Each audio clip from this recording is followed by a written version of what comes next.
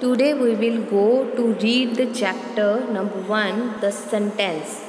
आपकी ग्रामर की इंग्लिश की बुक है जो, उसमें से हम एक चैप्टर करने जा रहे हैं, फर्स्ट चैप्टर, जो कि सेंटेंस पे बेस्ड है। सेंटेंस क्या होता है? सेंटेंस है जो एक ग्रुप ऑफ वर्ड्स होते हैं, वर्ड्स लिखे होते हैं एक लाइन में, जिनका अपना एक मीनिंग होता है। पहले हमने सब्जेक्ट लगाया, उसके बाद वर्ब लगाई, देन हमने ऑब्जेक्ट लगाया, जिससे हमारा एक सेंटेंस बनता है। ये एक सेंटेंस का पैटर्न है। सब्जेक्ट जो काम करने वाला होता है, वर्ब जो क्रिया करता है, जो हम काम किया है वो हो गया, ऑब्जेक्ट जो जिस बेस पे हमने काम किया उसको ऑब्जेक्ट बोलते हैं। तो सेंटेंस का एक पैटर्न हो गया कि पहले सब्जेक्ट आएगा, कोई भी पर्सन का नाम है, कोई भी चीज़ का नाम है, देन उसके बाद क्रिया वर्ब आएगी और उसके बाद हमारा ऑब्जेक्ट आएगा।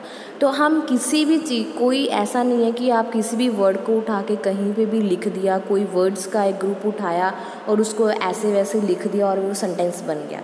नहीं, सेंटेंस की एक प्रॉपर फॉर्म होती है जिसका एक मीनिंग निकलता है, उसको ही हम सेंटेंस बोलते हैं।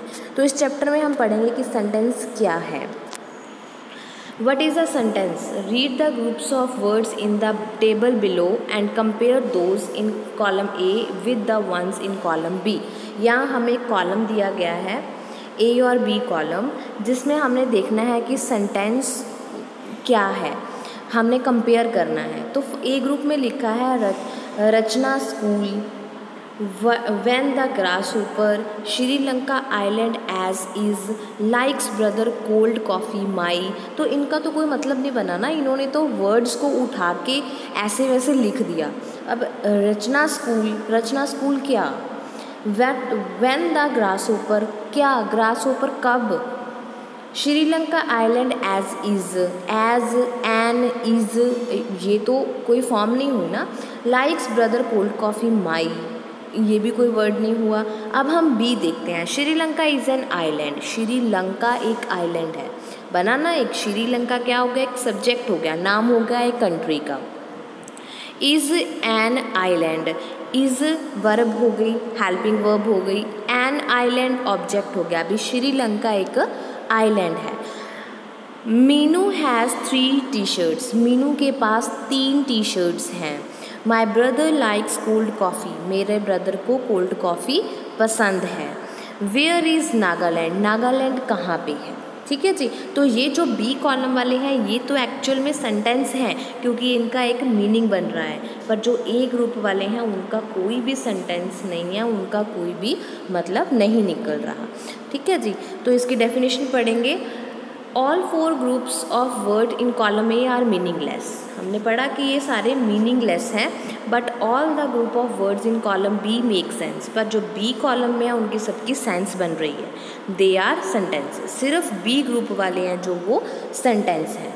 द सेंटेंस एक्चुअल में क्या होते हैं? Sentence is a group of words that makes complete sense. Sentence जो है एक वर्ड ग्रुप ऑफ वर्ड्स हैं, वर्ड्स का एक ग्रुप है जो आपस में मिलके एक कंप्लीट सेंस बनाते हैं। इट हैज़ अ यूनिटी, उनमें यूनिटी होती है। Stands independently and expresses a clear meaning, और उनमें हमें क्लियर मीनिंग जो है पता लगते हैं कि इन्होंने किसके बारे में और कैसे बात की है। A sentence must contain an action word, sentence में क्या होना चाहिए? एक्शन वर्ड होने चाहिए, मतलब कि वर्ब होनी चाहिए। क्रिया का पता होना चाहिए कि क्या काम हो रहा है या हो चुका है। Sentences also contain a subject, sentence में सब्जेक्ट होता है और अ डोर ऑफ एक्शंस, और एक्शंस होते हैं। Some sentences include an object, कुछ सेंटेंसेस में ऑब्जेक्ट भी होते हैं। दैट इज़ द पर्सन और thing that undergoes the action, और ऑब्जेक्ट वो होता है जिसने ये काम, जो भी पर्सन या कोई थिंग है जिसने ये एक्शन किया हो उसको ऑब्जेक्ट बोलते हैं। फॉर एग्जाम्पल, चीताज रन फास्ट, चीता सब्जेक्ट हो गया, रन मतलब दौड़ना वर्ब हो गई, फास्ट एडजेक्टिव हो गया, मतलब वो चीता जो है बहुत फास्ट दौड़ता है, तेज़ दौड़ता है। अब इसमें चीता चेज डियर, चीता जो है किसको चेज कर रहा है? डियर को, तो डियर क्या होगा यहाँ पे? ऑब्जेक्ट हो गया। Sentence begins with the capital letter, sentence लिखते हुए जो सेंटेंस का फर्स्ट लेटर होता है वो हमेशा कैपिटल होता है। They end with a full stop, sentence को हम एक फुल स्टॉप के साथ एंटर कर सकते हैं, क्वेश्चन मार्क के साथ एंड कर सकते हैं और एक्सक्लेमेशन मार्क के साथ हम इसको एंड कर सकते हैं। सब्जेक्ट, वर्ब एंड ऑब्जेक्ट, इन तीनों चीज़ों से मिलके एक सेंटेंस है जो वो तैयार होता है। सेंटेंस हमेशा सब्जेक्ट से शुरू होगा और उसमें वर्ब होगा, और ऑब्जेक्ट है जो वो किसी में नहीं भी हो सकता और किसी में हो भी सकता है। मतलब सब्जेक्ट और वर्ब है जो वो आपके सेंटेंस में होने ही चाहिए अगर आप उसको एक मीनिंगफुल सेंटेंस बनाना चाहते हो। ओके स्टूडेंट्स, तो आपको सेंटेंस का मीनिंग पता लग गया कि सेंटेंस क्या है, सेंटेंस क्या होता है। सेंटेंस का फर्स्ट लेटर हमेशा कैपिटल होगा, सेंटेंस का एंड हम फुल स्टॉप के साथ करेंगे अगर वो सिंपल सेंटेंस है। अगर हम किसी से क्वेश्चन पूछ रहे हैं तो उसका एंड क्वेश्चन मार्क से होगा।